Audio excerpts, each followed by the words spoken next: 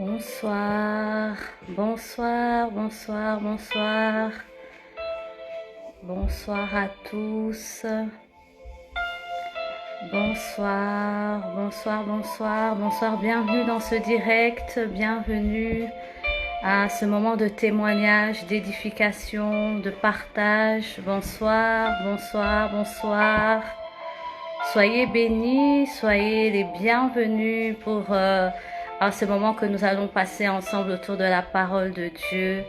J'espère que vous avez passé une bonne journée avec ce beau soleil que le Seigneur nous a accordé. En tout cas, nous bénissons le Seigneur pour sa fidélité qu'il renouvelle chaque matin. Bonsoir à tous ceux qui sont en train de se connecter. Soyez les bienvenus, soyez les bienvenus au nom de Jésus. Amen. Je vous laisse encore 1 minute ou 2 pour vous connecter avant que nous puissions commencer notre moment de témoignage, notre moment d'édification, notre moment de partage. Et je crois véritablement que le Seigneur va nous faire du bien. Moi-même, en préparant ce témoignage, j'ai été fortement bénie, encouragée par le Saint-Esprit. Et je crois que ce sera pareil pour vous. Je crois que le Seigneur va déposer quelque chose dans vos cœurs qui fera que votre adoration ne sera plus la même. En tout cas, c'est ma prière, c'est mon souhait pour chacune de vos vies ce soir. Amen. Bonsoir, homme de Dieu, pasteur MJ, sois béni. Que le Seigneur te fasse du bien à toi et à toute ta maison. Très heureuse de te savoir parmi nous ce soir. En tout cas, sois le bienvenu dans ce direct. Amen, amen, amen. Bonsoir, bonsoir. Soyez bénis, bonsoir, bonsoir, homme de Dieu, prophète Baïs, que Dieu te bénisse. Merci d'être avec nous ce soir. Sois richement béni. Salutations à maman Isée et à toute la famille, que le Seigneur vous visite et qu'il vous fasse du bien. Amen, amen, amen, amen. Alléluia. Bonsoir, bonsoir Chiara. J'espère que tu as passé une bonne journée. Sois encore la bienvenue dans ce moment de témoignage et d'édification. Bonsoir, bonsoir Sœur Alice. Que Dieu te bénisse. Alléluia. Bonsoir, bonsoir Madame Kazadi, bonsoir, bonsoir, soyez bénis, soyez les bienvenus. Bonsoir Bérénice, j'espère que tu vas bien, heureuse de te savoir avec nous ce soir, vraiment, je suis très contente que tu sois connectée ce soir avec nous, que Dieu te bénisse en tout cas. Amen, amen, amen. Oh, bonsoir, servante de Dieu, maman Martine, que Dieu te bénisse depuis la Hollande, sois richement bénie. En tout cas, que mon Dieu te fasse du bien. Alléluia. Bonsoir Christelle, bonsoir Magali, soyez bénis au nom de Jésus. Alors, sans plus tarder, j'aimerais qu'on puisse courber nos têtes dans la prière pour commencer ce moment. Je vais recommander ce moment entre les mains du Seigneur afin que lui seul prenne le contrôle et qu'il puisse nous bénir, toucher nos cœurs, nous fortifier et nous encourager. Alors je vais vous inviter à courber vos têtes avec moi dans la prière. Seigneur Dieu de gloire, nous te bénissons et nous te rendons grâce encore pour l'opportunité que tu nous donnes, Seigneur mon Dieu, de pouvoir partager ta parole. Merci, ô Père éternel, Seigneur, pour ta fidélité que tu as manifestée, Seigneur, dans chacune de nos vies. Merci, ô Dieu, pour ta bonté, Seigneur, que nous avons pu encore palper aujourd'hui. Oui, Seigneur, tu es bon, quelles que soient les circonstances, quelles que soient les épreuves, quel que soit, Seigneur mon Dieu, ce vent qui souffle sur ma barque, sur la barque de mon frère, sur la barque de ma sœur, je crois que tu es bon, je crois que tu es bon et je crois que ma barque ne coulera pas car tu es avec moi. Éternel, je prie qu'au travers ce moment, je prie qu'au travers ce témoignage, une foi soit fortifiée, une foi soit affermie, une foi soit encouragée. Seigneur, il ne s'agit pas de moi, mais il s'agit de toi. Il ne s'agit pas de montrer ma force, mais de montrer, Seigneur, comment dans ma faiblesse, baisse, tu m'as relevé, Seigneur. Laisse que Saint-Esprit de Dieu, tu puisses prendre le contrôle de ce moment. Seigneur, que tout ce qui sera dit soit pour la seule et unique gloire de ton nom. Au nom de Jésus, prends le contrôle de ce moment, Saint-Esprit de Dieu. Parle à nos cœurs. Fais-nous encore du bien, Seigneur. Écrase toute semence de l'ennemi dans le nom de Jésus. Nous t'invitons, nous te laissons toute la place. Règne dans ce moment au nom de Jésus. Amen. Amen. Amen. Alors j'ai intitulé mon témoignage l'adoration dans l'épreuve. Avant de vraiment rentrer dans le vif du sujet, avant de vraiment expliciter le témoignage, je voudrais expliquer pourquoi j'ai donné ce thème, l'adoration dans l'épreuve. Nous savons que notre Dieu nous a créés pour l'adorer. L'Éternel nous a créés pour que nous soyons en communion avec lui, pour que nous soyons un avec lui, pour que nous soyons ensemble, que nous demeurions dans sa présence. C'est la raison pour laquelle, excusez-moi, l'Éternel a créé l'homme. Il nous a créés pour que nous soyons ensemble, pour que nous demeurions dans sa présence, pour que nos cœurs soient tout entiers à lui. Et depuis les temps anciens, le diable a toujours voulu pervertir nos cœurs, a toujours voulu ramener l'adoration à lui. Et ça n'a pas daté d'aujourd'hui, ça n'a pas commencé aujourd'hui. Déjà quand il était en Éden, déjà quand il était Lucifer, l'ange de lumière, il a voulu prendre la place de Dieu et se faire adorer comme Dieu. Il a voulu s'élever au niveau de Dieu pour être adoré comme Dieu. Alors qu'il était un ange puissant, il était beau, il était élevé en dignité. Vous pouvez lire ça dans le livre d'Ézéchiel au chapitre 28. Il était au service de Dieu. Il était un des plus beaux chérubins, mais ça ne lui a pas suffi. Ça ne lui a pas suffi. Il a voulu s'élever à la place de Dieu. Il a voulu prendre la place de Dieu. Et l'Éternel l'a précipité. L'Éternel l'a précipité sur la terre. Et j'aime à dire que quand l'Éternel l'a précipité sur la terre, il a été précipité avec cette même soif d'être adoré, avec ce même désir d'être adoré. Quand il est descendu sur terre, c'est ce qu'il a voulu continuer à faire. Détourner l'adoration qui est censée normalement être pour notre Dieu, il a voulu la détourner pour ramener l'adoration à lui. Et tout au long de l'histoire de la Bible, nous voyons comment il a séduit le cœur des enfants de Dieu pour que ces enfants, au lieu d'adorer leur maître, leur créateur, se détournent et l'adorent lui. Nous voyons comment les enfants d'Israël sont sortis d'Égypte à main forte et à bras étendus. L'Éternel a accompli des signes, des miracles, des prodiges et l'a fait sortir de l'Égypte après 400 ans d'esclavage.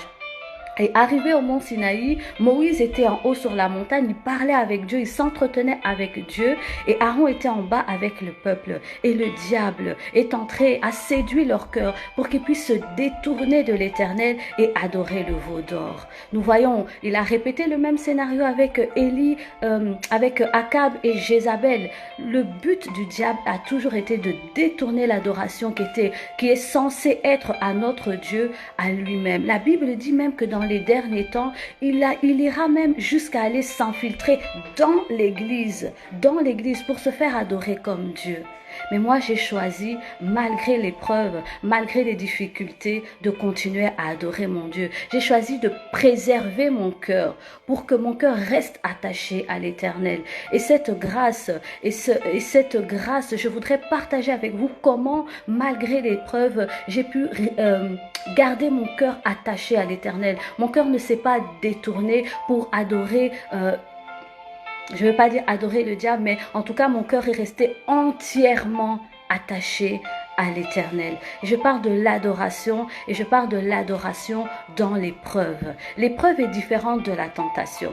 Notre Dieu ne nous tente pas. La tentation vient de l'ennemi. La tentation vient du diable. La Bible dit que lorsque notre Seigneur Jésus-Christ est venu sur la terre pour accomplir sa mission, il est venu pour sauver l'humanité.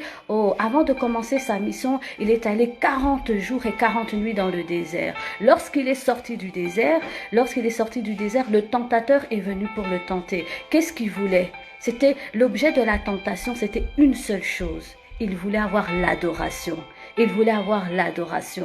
Mais le Seigneur, fort heureusement pour nous, n'a pas cédé à la tentation. Pour dire que la tentation, c'est du diable. La tentation, la finalité de la tentation, c'est de nous faire échouer. La finalité de la tentation, c'est de nous faire pécher. La finalité de la tentation, c'est de détourner notre adoration.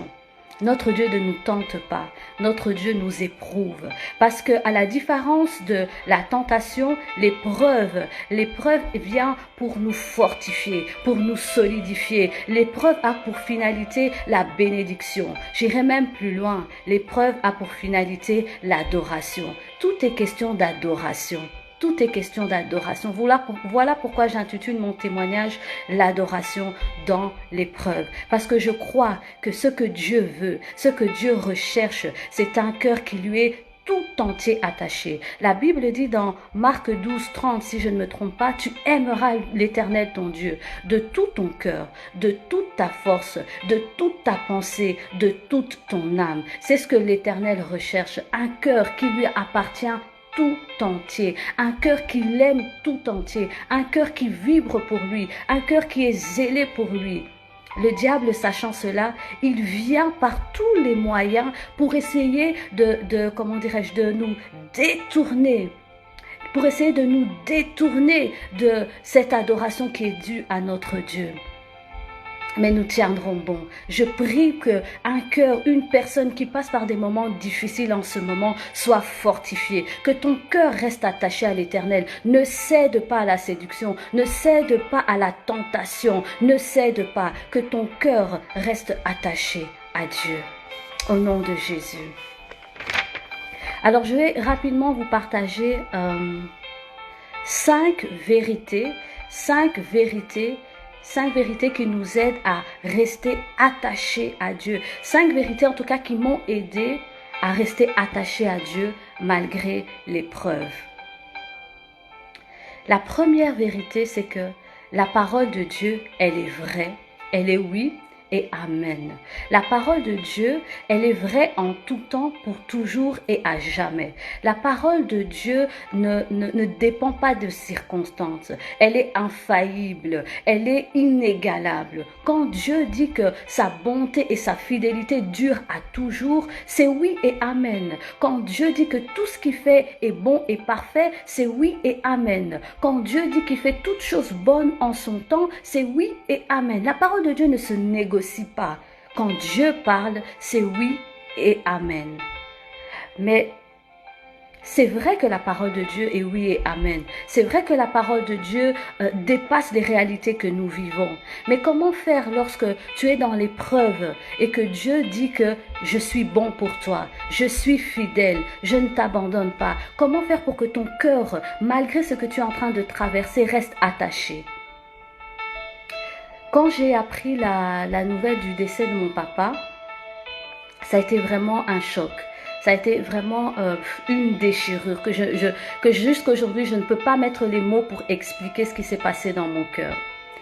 Et dans cette souffrance, dans mes pleurs, Dieu m'a dit, je suis bon pour toi. Et j'ai dit, mais Seigneur, tu es bon pour moi. Tu me prives de l'affection de mon père. Tu me prives de l'affection de mon père. On avait encore tellement de projets ensemble. Cet été, on devait fêter ses 60 ans, se préparer à faire une grande fête pour fêter ses 60 ans. Et Dieu me dit, tu es bon, je suis bon pour toi. Et je dis, Seigneur, tu es bon pour moi. Et je dis, Seigneur, je n'arrive pas à voir ta bonté et ta fidélité dans ce que je traverse. Il faut savoir être vrai avec notre Dieu. Il faut savoir être vrai avec notre Dieu. J'ai dit, Seigneur, je n'arrive pas à voir ta bonté et ta fidélité dans ce que je traverse. J'ai tellement mal. La situation me fait tellement mal. Ça me fait tellement pleurer que je n'arrive pas à voir. Mais il m'a dit, tu es bon. Je suis bon et je suis fidèle. J'ai dit, alors, Seigneur, aide-moi. Aide-moi parce que je n'arrive pas à voir ta bonté. Et le Seigneur a commencé à ouvrir les yeux de mon cœur. Et au milieu de cette souffrance, au milieu de cette déchirure, au milieu de ces pleurs, il a commencé à me montrer que j'avais eu la grâce d'avoir un père. Il y en a des personnes qui n'ont même pas cette opportunité. Il m'a montré que J'ai eu un père pendant autant d'années, un père qui m'a couvert d'affection, un père qui a pris soin de moi, un père qui m'a inculqué des valeurs, du travail, de la générosité, un père qui m'a accompagné durant les grandes étapes de ma vie. Il était là quand j'ai eu mon diplôme primaire, il était là quand j'ai eu mon diplôme de secondaire, quand j'ai terminé à l'université, il était là. Il m'a accompagné à l'autel du mariage. Il a béni chacun de mes enfants. Et le Saint-Esprit est en train de faire monter ses souvenirs en moi. Et malgré la douleur, malgré les pleurs, malgré la déchirure, j'ai commencé à bénir le Seigneur. J'ai commencé à voir que oui, Dieu est bon pour moi. Oui, c'est vrai que je suis privée de son affection. Je suis privée de l'amour d'un père. Mais le Saint-Esprit a commencé à me montrer tout ce que Dieu avait fait pour moi pendant tous ces temps. Et j'aimerais dire à quelqu'un, n'aie pas honte de dire à Dieu ce que tu ressens vraiment. Moi, j'ai pas eu honte. J'ai ouvert mon cœur. J'ai dit, Seigneur, ta bonté, ta fidélité, je ne la vois pas. Je n'arrive pas à la voir. Et c'est lui-même qui a ouvert les yeux de mon cœur pour que j'arrive à voir que malgré ce que je traverse, il était bon pour moi. Il était bon pour moi. Et les larmes que je commençais à verser, c'était plus des larmes c'était aussi des larmes de tristesse parce que je pense que je continuerai toujours à verser de temps en temps une larme en mémoire de mon père. Mais c'était des larmes de reconnaissance. Des larmes de reconnaissance d'avoir eu la grâce, d'avoir un tel père, parce que c'était un homme formidable. Alors, je ne sais pas ce que tu traverses, mais je prie que le Saint-Esprit de Dieu ouvre ton cœur pour que tu vois au milieu de ce que tu es en train de traverser la bonté de Dieu. Dieu est bon, Dieu est fidèle. Tout ce qu'il fait est bon et parfait et excellent. Si tu n'arrives pas à le voir, et l'humilité et le courage de dire à ton Dieu que Seigneur, je n'y arrive pas. Seigneur, j'arrive pas à voir ta bonté. Seigneur, j'arrive pas à voir ta fidélité. Et crois-moi, ce qu'il a fait pour moi, il le fera aussi pour toi. La première vérité qui m'a aidé à garder mon cœur attaché à Dieu malgré l'épreuve, c'est que la parole de Dieu est oui et amen. Elle ne change pas. Amen. Et c'est comme ça que malgré l'épreuve, j'ai pu rendre des multiples actions de grâce.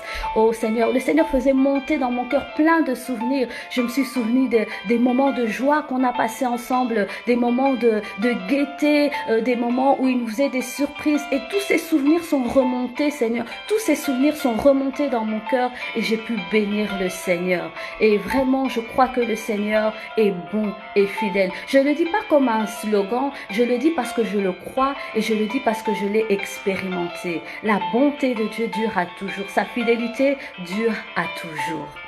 Amen. Alors la deuxième vérité qui m'a aidé à garder mon cœur attaché, j'aimerais qu'on lise ce passage dans Apocalypse 1, 18. Apocalypse 1, 18. Je lis au nom du Seigneur Jésus. La Bible dit: je tiens les clés de la mort et du séjour des morts. Je tiens les clés de la mort et du séjour des morts. Le Seigneur m'a dit qu'il n'y a personne. La Bible dit quelque part aussi dans Ecclésiaste 8:8, c'est que qui est l'homme pour être maître de son souffle? Il n'y a personne si ce n'est le Seigneur qui peut ôter le souffle de la vie d'un homme.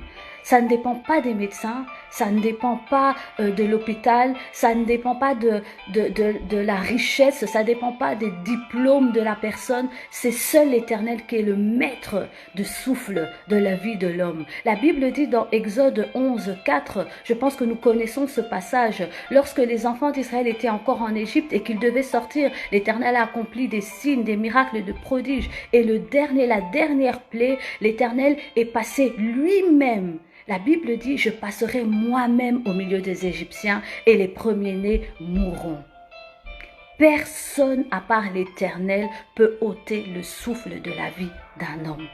Personne. Et c'est une vérité qui est inébranlable, indiscutable. C'est oui et amen. Et lorsque je comprends cela, je comprends que c'est Dieu qui l'a repris. Et je peux dire comme Job a dit: l'Éternel a donné, l'Éternel a repris, que son nom soit béni.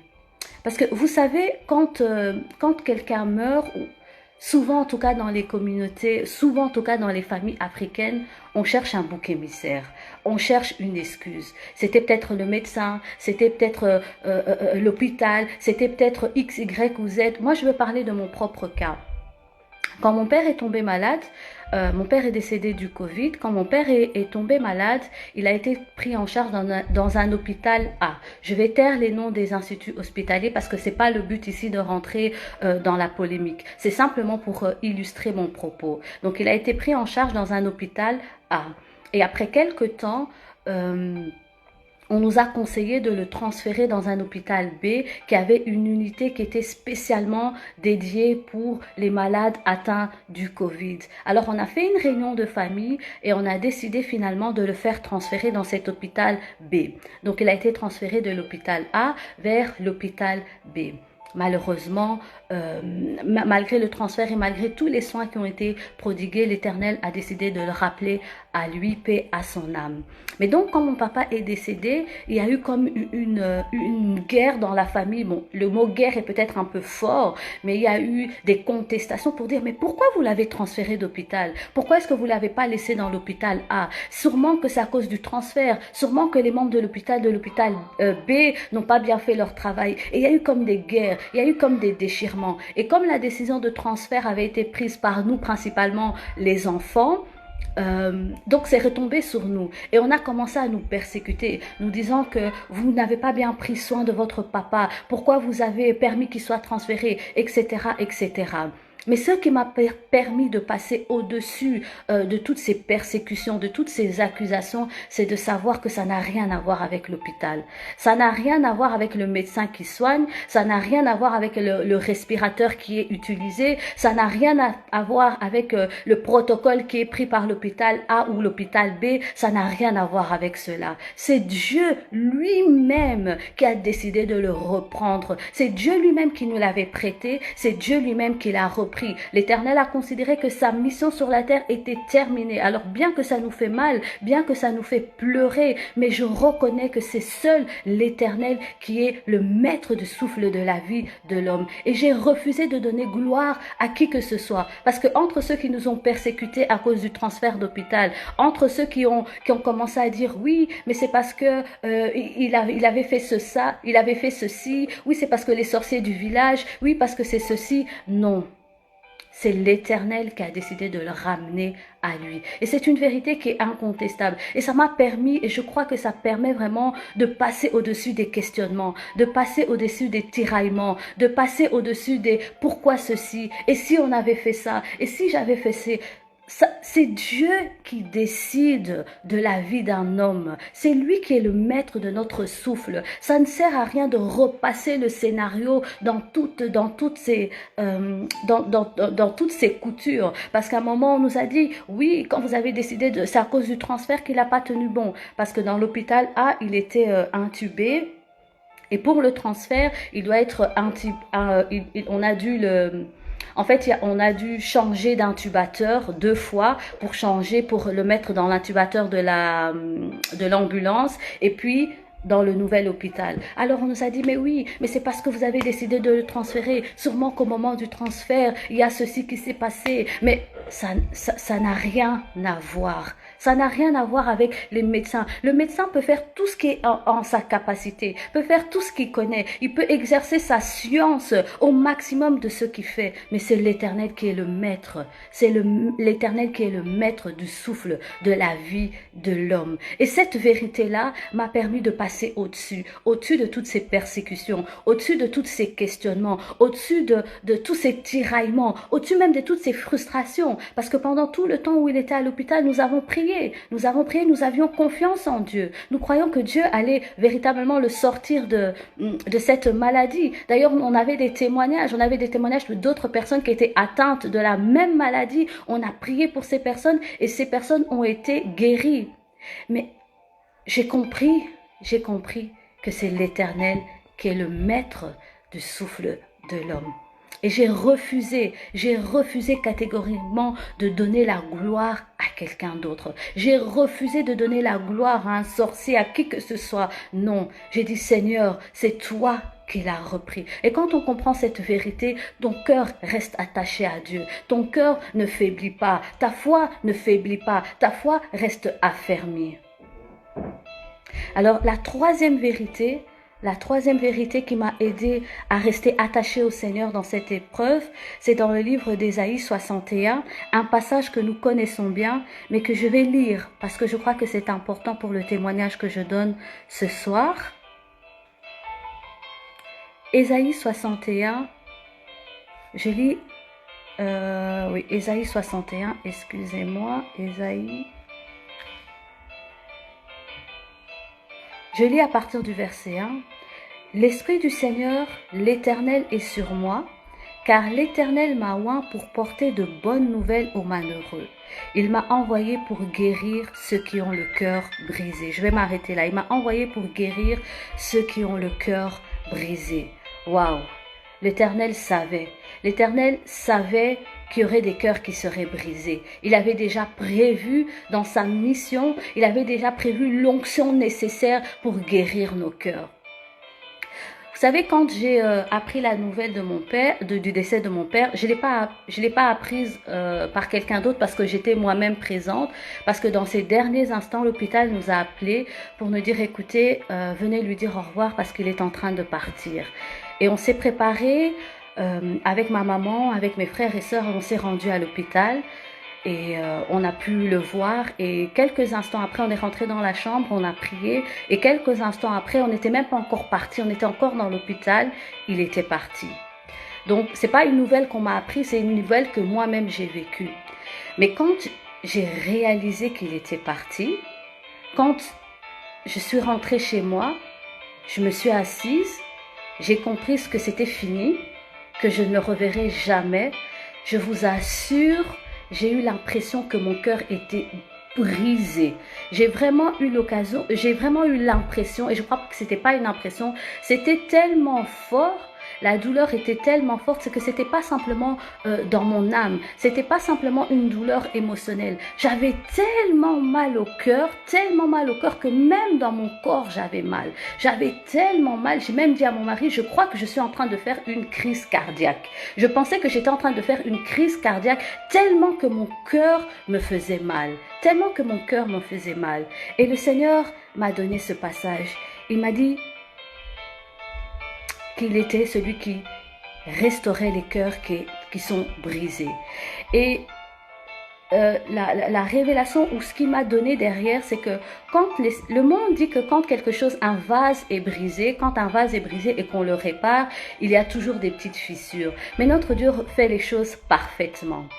Quand il répare, non seulement il répare, mais il restaure. Pouvons voir dans la vie de Job. Job avait tout perdu. Il avait perdu ses biens, perdu ses enfants. Mais quand Dieu l'a restauré, je pense que c'est Job chapitre 42, quand Dieu l'a restauré, il l'a restauré au double de ce qu'il avait. Et je crois que quand Dieu nous répare, quand Dieu guérit, répare nos cœurs, il nous répare et il nous restaure. Donc quand il est venu dans mon cœur, et c'est un travail que le Seigneur continue à faire, non seulement il a guéri mon cœur, mais il m'a aussi restauré. Ça veut dire qu'il me donne au double de la capacité de ce que j'avais d'aimer, de pardonner, de supporter, que j'avais avant d'avoir un cœur brisé. Donc j'avais peut-être une capacité d'aimer à 20, mon cœur a été brisé, le Seigneur est venu pour réparer, restaurer mon cœur et ma capacité d'aimer est passée à 20. J'avais peut-être une capacité de pardonner à 5, mais après avoir été restaurée, réparée par le Seigneur, ma capacité de pardonner est montée à 10. Et c'est ce que le Seigneur m'a donné. Il m'a dit, quand je viens pour réparer ton cœur, je ne vais pas seulement le réparer, mais mais je viens aussi le restaurer. Et quand je restaure, je donne au double de ce que j'avais perdu. La restauration du Seigneur, c'est pas la restauration au sens du monde, parce que le monde dit que restaurer, c'est revenir à un état pristin. L'état pristin, c'est l'état d'origine.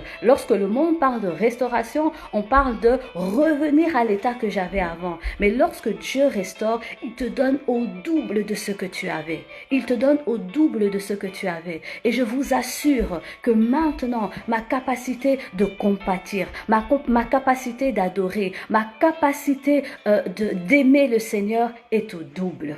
Elle est au double parce que j'ai senti comment il est venu travailler dans mon cœur pour non seulement me réparer, mais pour également me restaurer. Et je bénis ce Dieu qui m'a fait vraiment passer par cette épreuve, qui était vraiment pas une épreuve facile et que je pense que je suis pas encore arrivée au bout de chemin. Je suis toujours en train de marcher vers la restauration, mais par la grâce de Dieu, j'ai déjà fait un grand pas. Et c'est ce soir que ce que je voulais vous partager, comment on peut avoir un cœur qui est brisé, un cœur qui est déchiré, un cœur qui pleure, un cœur qui saigne, et comment le Seigneur peut venir pour réparer ce cœur, comment le Seigneur peut venir pour redonner goût à la vie, comment le Seigneur peut venir pour redonner de l'espoir, pour affermir ta foi. Alors, la quatrième vérité qui m'a aidé à garder mon cœur dans cette épreuve, on peut lire dans le livre d'Ecclésiaste 4 au verset 10. Ecclésiaste 4, 10. On prend souvent ce verset dans le cadre du mariage, mais je crois que ce verset dépasse le cadre du mariage. La Bible dit, je vais commencer pour une bonne compréhension à partir du verset 9. Deux valent mieux qu'un parce qu'ils retirent un bon salaire de leur travail. Verset 10. Car si l'un tombe, l'un relève son compagnon. Mais malheur à celui qui est seul et qui tombe sans avoir un second pour le relever. C'est une vérité. C'est une vérité. La quatrième vérité qui m'a aidé à tenir bon, c'est de ne pas avoir été seul. La tendance naturelle lorsqu'on traverse une épreuve, c'est de se replier sur soi, c'est de se renfermer sur soi, c'est de s'isoler, c'est de se refermer. Mais je vous en prie, ne cédez pas à cette tendance naturelle. La Bible dit dans 1 Pierre 5, 8, soyez sobres. Veillez, votre adversaire le diable rôde comme un lion rugissant, cherchant qui dévorer. La Bible utilise l'image d'un lion. Pour ceux qui regardent les reportages animaliers, vous savez comment un lion opère pour pouvoir capturer sa proie. Souvent, elle se promène en groupe. Et qu'est-ce qu'il fait? Il isole sa proie et comme ça, il peut mieux l'attaquer. Et c'est exactement ce que le diable fait. C'est exactement ce que le diable fait. Il cherche en fait à nous isoler pour pouvoir mieux nous attaquer, pour pouvoir mieux attaquer notre foi, pour pouvoir mieux attaquer notre adoration. Voilà pourquoi il est important lorsqu'on passe dans des épreuves de ne pas s'isoler, de bien s'entourer. Bien sûr, il faut choisir les personnes qui vont nous accompagner. Il faut choisir les personnes qui vont pouvoir traverser cette épreuve avec nous. Des personnes qui sont versées dans la parole, des hommes et des femmes de prière, des hommes et des femmes de vision, des hommes et des femmes qui sont debout dans la parole, qui vont pouvoir vous relever, vous soutenir, vous rappeler les promesses de Dieu. À cet égard, je profite encore de l'occasion pour vraiment remercier toutes les personnes qui m'ont soutenu de près ou de loin pendant cette épreuve. Merci pour vos prières, merci pour vos appels, merci pour le soutien financier, matériel, économique. C'est aussi ce qui m'a aidé à traverser cette épreuve. Lorsqu'on traverse une épreuve, il faut savoir s'entourer des bonnes personnes. Alors quelqu'un me dira, mais moi quand je traverse une épreuve, je préfère être seule. Moi, quand je traverse une épreuve, je préfère être seule. Il faut avoir L'humilité, je pense que c'est vraiment ça, l'humilité de reconnaître que nous sommes faibles, l'humilité de reconnaître que j'ai besoin d'aide, l'humilité de reconnaître que je n'arrive pas à prier. Je vous assure, les premiers jours après la nouvelle du décès de mon père, je n'arrivais pas à prier. Je n'arrivais pas à prier. Et je bénis Dieu pour le mari qu'il m'a donné. Je bénis Dieu pour parce que les premiers jours, mon cœur était tellement... mon cœur saignait tellement, j'avais tellement mal que je n'arrivais même pas à prier, je n'arrivais même pas à prier. Et c'est mon mari qui priait pour moi. Non seulement il priait pour moi en m'imposant les mains, mais il priait aussi à ma place. Il priait aussi à ma place. Je vous exhorte à ne pas traverser cette épreuve seul. Entourez-vous des hommes et des femmes de foi. Et je vais vous partager rapidement 3 raisons pour lesquelles il faut s'entourer dans l'épreuve. 3 raisons pour lesquelles il faut s'entourer dans l'épreuve. J'ai déjà parlé du risque d'être isolé et de devenir la proie de l'ennemi. Mais au-delà de ce risque aussi, les bienfaits, si je puis dire, d'être entouré pendant l'épreuve. Le premier bienfait, c'est que ces personnes que vous allez soigneusement choisir à l'aide du Saint-Esprit de Dieu pour vous accompagner durant l'épreuve seront là comme pour vous rappeler les promesses de Dieu. Je vais rapidement lire un texte dans 1 Samuel 23. 1 Samuel 23. 1 Samuel 23, 16 à 17. La Bible dit: ce fut alors que Jonathan, fils de Saül, se leva et alla vers David dans la forêt. Il fortifia sa confiance en Dieu et lui dit: ne crains rien, car la main de Saül mon père ne t'atteindra pas. Tu régneras sur Israël, et moi je serai au second rang près de toi. Saül mon père le sait bien aussi. Là nous voyons comment Jonathan est venu fortifier la foi de David. Nous connaissons l'histoire.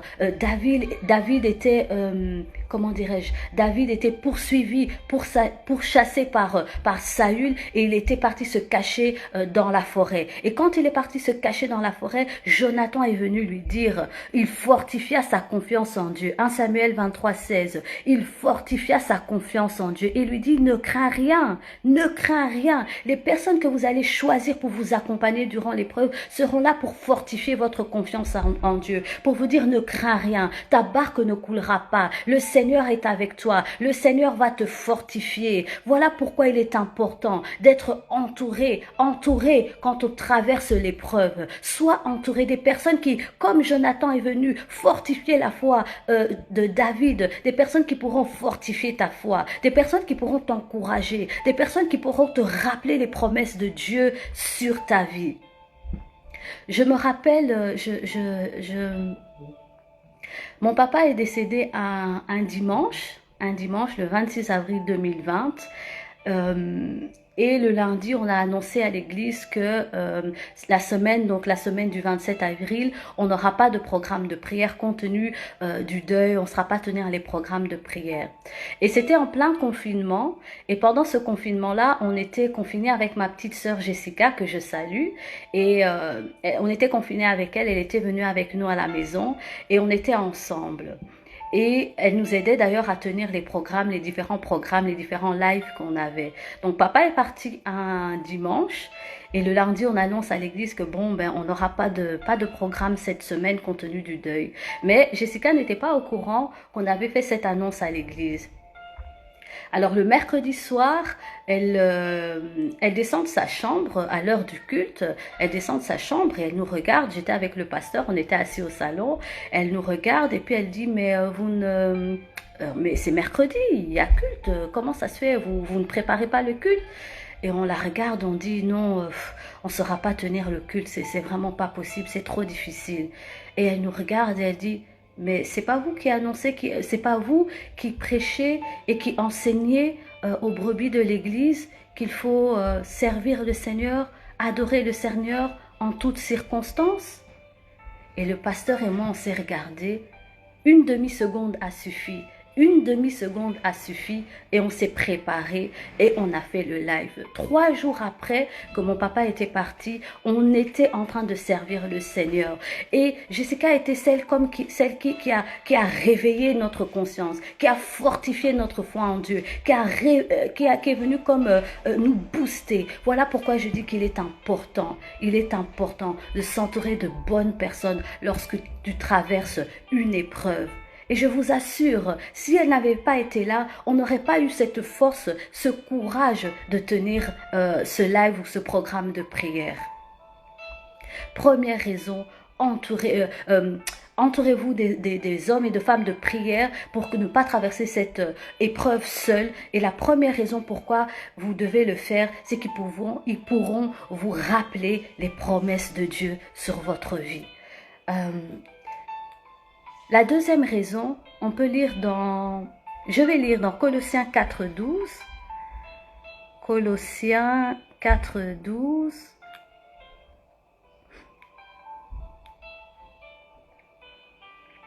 Épaphras, qui est des vôtres, vous salue, serviteur de Jésus.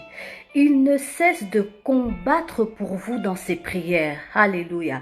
Il ne cesse de combattre pour vous dans ses prières. Vous savez, quand vous passez des moments difficiles, quand vous traversez une épreuve, comme par exemple la perte d'un être cher, surtout les premiers jours, on n'a pas la force de prier. On est tellement abattu qu'on n'a pas la force de prier. Mais vous devez vous entourer des personnes qui vont combattre pour vous dans la prière. Moi, je bénis Dieu pour toutes les personnes qui ont prié pour moi, qui ont prié pour que ma foi ne faiblisse pas, qui ont prié pour que le Seigneur me relève, qui ont prié pour que le Seigneur m'apporte la consolation. Et je sentais vraiment que j'avais une force, j'étais portée par les prières des membres de l'église, les prières de ma famille, les prières de ma belle famille. Il y a des serviteurs de Dieu, des servants de Dieu qui m'ont appelé d'un peu partout, qui ont prié pour moi, qui m'ont vraiment combattu pour moi dans la prière, pour que je tienne ferme et pour que ma foi ne faiblisse pas. Et je bénis Dieu pour toutes ces personnes. Je bénis Dieu pour toutes ces personnes. Parce que c'est aussi grâce à elles que j'ai pu traverser cette épreuve en gardant mon cœur attaché à Dieu. Parce qu'elles ont combattu pour moi dans la prière. Parce qu'elles ont prié pour moi. Et la troisième raison pour laquelle il faut s'entourer dans l'épreuve, s'entourer des bonnes personnes, je vais encore lire un passage dans 2 Corinthiens 7, 6. 2 Corinthiens 7, le verset 6. Mais Dieu qui console ceux qui sont abattus nous a consolés par l'arrivée de Tite. Nous a consolés par l'arrivée de Tite. Amen. La présence de ces personnes autour de nous est aussi une consolation. Ici, nous voyons l'apôtre Paul qui est consolé par le retour d'un de ses compagnons d'œuvre, qui est Tite, qui était parti dans une région pour aller évangéliser, annoncer la parole du Seigneur, annoncer la parole du Seigneur. Il est parti pour évangéliser, annoncer la parole du Seigneur, et puis il est revenu auprès de l'apôtre Paul. Et l'apôtre Paul dit, il nous a consolés par l'arrivée de Tite. Les personnes que Dieu place autour de nous pendant l'épreuve sont là aussi pour nous apporter la consolation. Je me rappelle un soir pendant la période de deuil, j'étais à la maison, je crois que j'étais au salon, je me rappelle plus très bien, mais en tout cas j'étais au salon et j'étais en train de pleurer. Et je pleurais, et je pleurais. Et après, je vois mon fils aîné Josué qui vient et qui me dit « Maman, mais pourquoi tu pleures ? Maman, pourquoi tu pleures ?» Il me dit. Et je dis « Je pleure parce que je suis triste. Je pleure parce que j'ai plus de papa. » Et je continue à pleurer. Et Josué me dit « Mais maman, tu nous as nous ?» Et il me prend dans ses bras. Et je vous assure, la présence de mon fils à cet instant-là a été une grande consolation. Ça a été d'une grande consolation. Et des larmes de tristesse qui coulaient de mes yeux se sont transformées en larmes de reconnaissance. Des larmes de reconnaissance pour dire Seigneur, merci. Parce que dans cette épreuve, je ne suis pas seule. Seigneur, merci parce que dans cette épreuve, il y a des personnes qui combattent pour moi dans la prière. Seigneur, merci parce que dans cette épreuve, il y a des personnes qui sont là pour me rappeler les promesses de Dieu sur ma vie. Seigneur, merci parce que dans cette épreuve, j'ai un mari qui prie pour moi. Seigneur, merci parce que dans cette épreuve, j'ai j'ai des enfants qui sont là pour m'entourer de leur amour, de leur affection, de leur soutien. Et ça m'a aidé à continuer à bénir le nom de l'Éternel malgré la souffrance, malgré l'épreuve, malgré les difficultés. Mon cœur est resté attaché à cause de toutes ces personnes que le Seigneur a mis à côté de moi pour me soutenir pendant l'épreuve. Alors j'aimerais rapidement, parce que je vois que l'heure avance et qu'il me reste plus que 15 minutes, j'aimerais rapidement partager la cinquième vérité qui m'a aidé à tenir ferme dans l'épreuve. C'est que dans l'épreuve, c'est là où la provision divine se manifeste. Alors, j'aurais peut-être pas le temps de lire tout le passage, mais nous connaissons bien l'histoire dans Genèse 22, quand l'Éternel a mis notre père Abraham à l'épreuve et qu'il lui a dit, va au mont Morija, offre-moi ton fils. Et c'est là, au milieu de l'épreuve, alors que le cœur d'Abraham pleurait, alors que le cœur d'Abraham saignait de devoir offrir son fils qu'il avait eu après tant d'années, ce fils qu'il aimait, il a dû l'offrir. C'était une épreuve difficile pour Abraham, mais c'est là, au milieu de cette épreuve, que l'Éternel s'est révélé à lui comme celui qui pourvoit. C'est au milieu de l'épreuve que l'Éternel vient nous rencontrer. C'est au milieu de l'Éternel que l'Éternel vient se révéler à nous avec une nouvelle dimension, avec un nouveau visage. C'est dans l'épreuve qu'on apprend à adorer Dieu dans une nouvelle dimension. C'est dans l'épreuve qu'on apprend à connaître Dieu dans une nouvelle dimension. Et dans cette épreuve-là, j'ai découvert encore une nouvelle dimension de l'amour de Dieu, une nouvelle dimension du soutien de Dieu, une nouvelle dimension de la consolation divine, une nouvelle dimension du Saint-Esprit de Dieu. Et ça m'a conduit à une plus grande adoration. Parce que comme je l'ai dit au début de mon témoignage, le thème du témoignage, c'est l'adoration au travers de l'épreuve. Pour dire que même quand nous sommes éprouvés, même comme nous passons des moments difficiles, notre cœur doit rester attaché à Dieu. Parce que sa parole est oui et amen. Parce qu'il est le maître de notre souffle. Parce qu'il est le réparateur des cœurs brisés. Parce qu'il place tout autour de nous des personnes qui sont capables de nous soutenir, de combattre pour nous dans la prière. Et parce que dernièrement, cinquièmement, dans l'épreuve, il vient se révéler à nous. Dans l'épreuve, il vient se révéler à nous. Je bénis Dieu parce que désormais, je ne l'adorerai plus comme avant. Désormais, je le connaîtrai plus comme avant. Je le connais, je l'adore et je le sers dans une nouvelle dimension. Amen.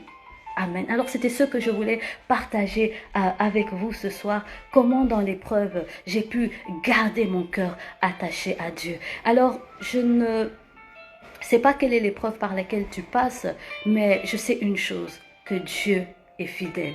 Je sais une chose, que Dieu est fidèle, il ne ment jamais. Sa parole est oui et amen. Ce qu'il t'a dit, il l'accomplira. Je me rappelle, pendant le deuil, il y a une servante de Dieu qui m'a appelée. Elle m'a dit, Mélissa, je prie pour toi. Je prie que Dieu fasse de toi une référence de ce que Dieu est capable de faire avec une orpheline. J'ai dit oui et amen à cette parole. Je crois que mon père physique, mon père dans la chair, mon père biologique n'est plus là. Mais je crois que j'ai un Père céleste qui prendra soin de moi jusque dans les moindres détails. Là où mon père biologique ou physique pouvait être limité, mon Père céleste ne sera pas limité. Et j'ai confiance en lui. Et j'ai confiance en lui.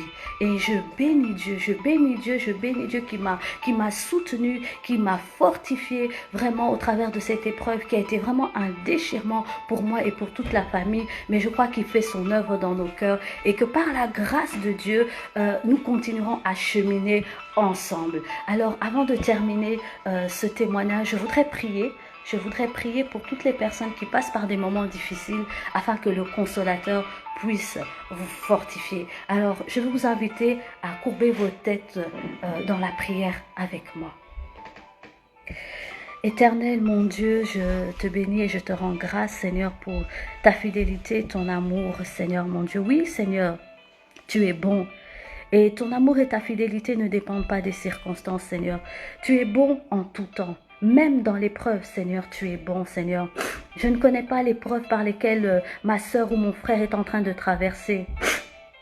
Mais je crois, Éternel, mon Dieu, que tu ne laisseras pas sa barque couler. Je crois, Éternel, que sa barque ne chavirera pas. Parce que celui qui est avec lui dans la barque a le pouvoir de commander au vent et à la tempête, Seigneur. Je prie que comme tu l'as fait pour moi, tu puisses, Seigneur, mon Dieu, oh, l'entourer, Seigneur, de personnes qui vont combattre pour lui dans sa prière, dans la prière, des personnes qui vont l'encourager. Je prie que tu puisses te révéler à un cœur, qu'un cœur puisse t'adorer dans une nouvelle dimension, qu'un cœur puisse te célébrer, Seigneur, dans une nouvelle dimension. Seigneur, garde nos cœurs attachés à toi, malgré, Seigneur, la tempête, malgré les épreuves, malgré les difficultés, nous voulons rester attachés à toi. Seigneur, en toutes circonstances, nous bénirons ton nom. Que ton nom soit béni. Au nom de ton Fils Jésus-Christ, j'ai ainsi prié. Amen. Amen. Amen. Amen. Soyez tous bénis, fortifiés, encouragés par ce témoignage. Il y a une sœur qui m'a dit, waouh, tu vas partager ton témoignage, tu vas partager, tu vas ouvrir ton cœur, tu vas comment dirais-je, révéler ta faiblesse. Je dis oui, oui.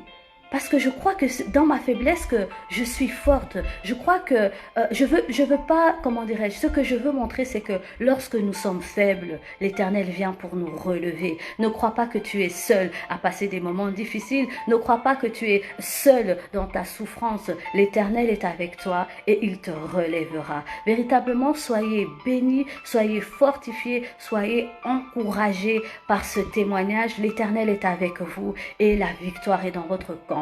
En tout cas, que Dieu vous bénisse. Je vous aime beaucoup. Passez une très bonne soirée dans la présence de Dieu.